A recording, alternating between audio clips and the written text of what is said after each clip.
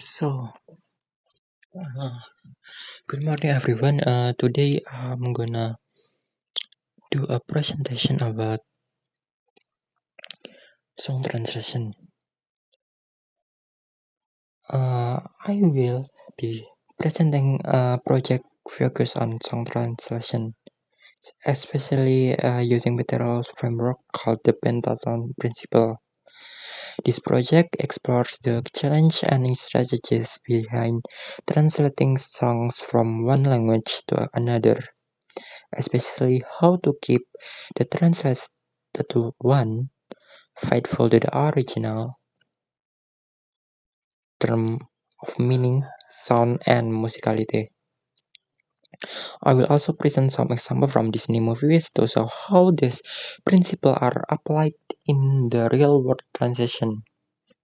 Next, uh, alright, my name is Julian Chandra with study number 209. Uh, Next is the introduction. When we talk about translating song, it's important to understand that it is much more than just translating words. Songs are unique because they are both linguistic and musical texts.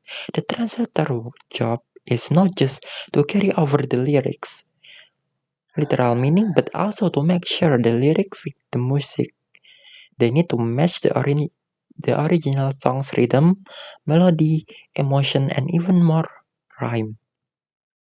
This is why song translation is considered one of the most complex type of the translation. A song that is poorly translated will sound unnatural, awkward, or even impossible to sing. That's why scholars like Peter Law have developed special framework to help translators to approach this task in a more structured way. One of the most effective is the pentathlon principle, which I will explain detail later. Uh, this we have article about song lyric tension and approach on Peter Law pentathlon principle P1. Uh, let's just keep it short. The article I review is titled Song Lyric Tension and Approach on Peter Law pentathlon principle by Jose Ramon Lopez Vieras. In this article, the author the examines the 10 English language songs and their Spanish translation. These include pop songs, songs from Disney movies, musical, and even entries from Eurovision Song Contest. The study's goal is to analyze how well the translation maintain the original song structure and feel using Peter Law's 5 criteria. What the author finds is very interesting. Most of the translated songs are not direct or literal translation. Instead, they are adaptations, which mean the translator had to change part of the song, whether its meaning, sentence, structure, in order to make the song work musically. In some extreme cases, the songs are replacement texts, where the new lyrics are completely different but still fit the original melody. This study shows that the translator must be very flexible and creative. Sometimes literal accuracy must be sacrificed to make the lyric singable and emotional effective. And next is we have background. Uh, to understand theory behind the song translation, we need to place it in the broader academic field known as translation studies. Translation studies become a recognized field in the 20th century with early scholars like James S. Holmes and Gideon Toury shaping its direction. Later on. Translation of audiovisual content become its own subfield known as audiovisual translation or AFT. This includes things like dubbing, subtitling, and a voiceover. Song translation fit under a special type of AFT, called subordinate translation. That means translator choices are limited or constrained by external factors such as the number of syllables, the beat of the music, and the melody of disc. This constraint makes sound translation more complex than other type of translation, like novel or new article. The rhythm and melody force the translator to follow specific filming timing and word structure, which makes creativity essential. Uh, Next, we have theory. Uh, the theorites or theoreter is Peter Law is translation scholar and a former professor at the University of Canterbury in New Zealand. He is best known for developing the Pentathlon Principle, which is a practical guide for song translation. What makes him unique is his strong background in both linguistics and music. This dual expertise helped him recognize that song translation needs its own method, different from prose or poetry translation. Peter Law based his work on something called Scopus theory, a concept in translation study developed by Hans Vermeer. Hans Vermeer. Scopus theory says that the most important thing in translation is purpose. So if the purpose of a song translation is for to be sung, then the translation must be prioritizing like rhythm and melody over literal meaning. That's the core of the philosophy behind Law's work.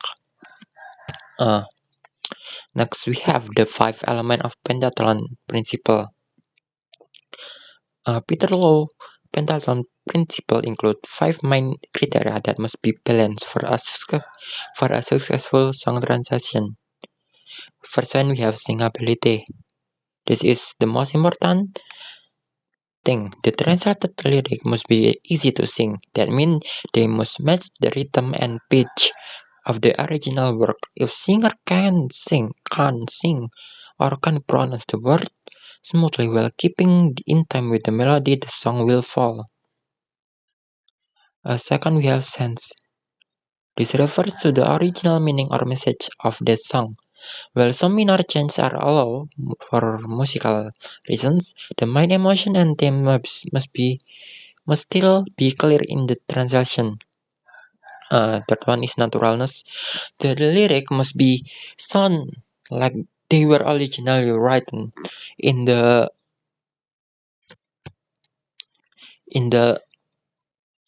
target language. They should be grammatically correct, culturally appropriate, and not awkward. Fourth, we have rhythm. The syllable in each line must be match the timing and beat of the music. This includes where the stress or emphasis fall in in each word. If the rhythm is wrong, the song won't flow properly. Five, we have rhyme. Well, not always essential, rhyme adds musically and structure to a song, especially in a children pop music. Rhyme help with memory and flow.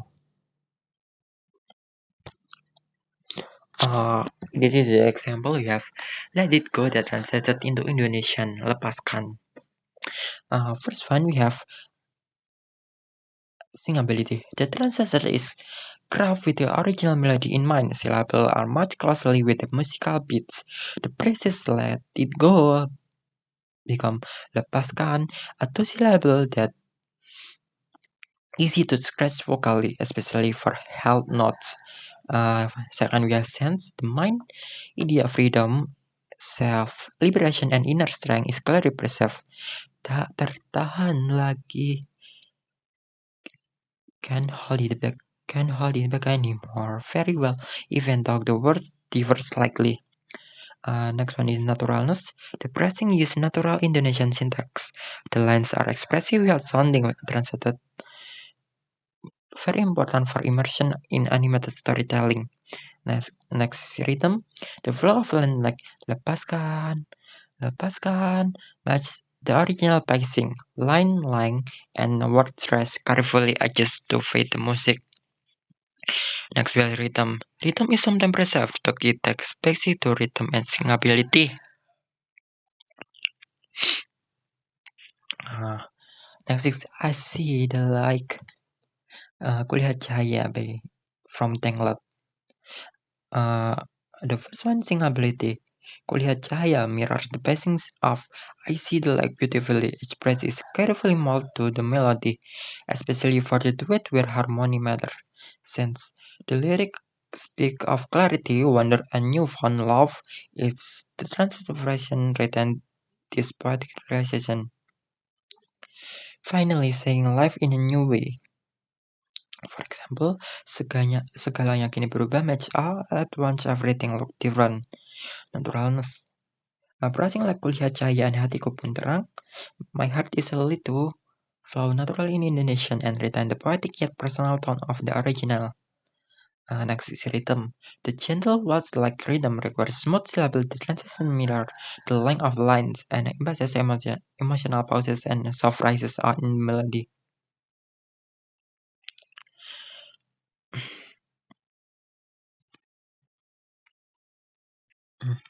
The rhyme is used subtly, often internal, or at the end of alternating line, preserving the lyrical beauty without sacrificing fancy. The last is Hakuna Matata. Translated to Hakuna Matata. From Hakuna Matata. The Lion King. Singability. The price Hakuna Matata is kept as globally. It's already remake, catchy, and iconic. The rest of the lyric are adapted to match syllable patterns and keep comedic rhyming intact. The second is sense. The Swahili phrases mean no worry. The translated line surrounding it explains this idea clearly to Indonesian audience, keeping the light humorous feel example. Humorous feel. For example, tak usah risau bebas senang selalu. Don't worry always free and happy. Third one is naturalness. The language is casual and fun, using everyday Indonesian expression like tak usah risau or hidup jadi mudah. It reflects how Timon and Pumbaa speak silly but sincere. Next is rhythm. Extremely important in this song is upbeat reggae style. The transition are adjusted syllable by syllable to match the musical rhythm and economic deliver.